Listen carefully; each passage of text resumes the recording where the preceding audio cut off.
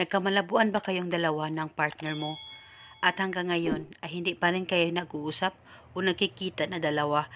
At dahil sa sobrang sama talaga ng loob mo sa kanya, dahil sa mga ginagawa niya sa'yo, gusto mo ba na siya ay magmamakaawa na makausap at makita ka? Gawin mo lamang itong ritual na ibabahagi ko sa inyo ngayon. Dapat palaging buo ang loob at tiwala nyo sa paggawa nito. At itong ritual ay pwede mo ito gawin sa kahit na anong araw o oras na gusto mo.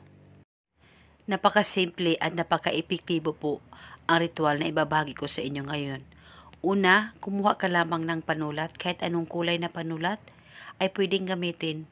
At pagkatapos, isulat mo lamang sa palad mo ang pangalan at apelido ng target o ng taong gusto mong gawa ng ritual ng isang beses. Dapat all capital letters po ang pagkasulat ng kanyang pangalan at apelido at dapat alam mo ang kanyang tunay na pangalan. At pagkatapos mo nang masulat ito, ilapit ang palad mo sa baba mo o sa bunganga mo at ibulong mo ang mga makapangyarihang salitang ito. Pangalan at apelido, ikaw ay magmamakaawa na makausap at makita ako ngayon mismo. Ibulong mo lamang ito ng 3 beses at pwede mo dagdagan ang hiling kung gusto mo, wala pong problema. At dapat i-mention mo muna ang pangalan at apelido niya, tapos ang hiling mo. At pagkatapos mo nang mabulong ang mga salitang ito, halikan mo lamang ng 3 beses ang pangalan niya dyan sa palad mo.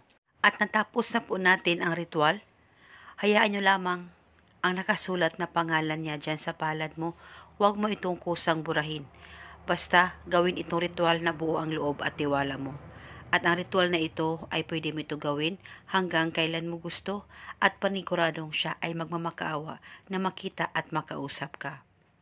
At eto muna sa ngayon. Maraming salamat po sa panonood. May God bless.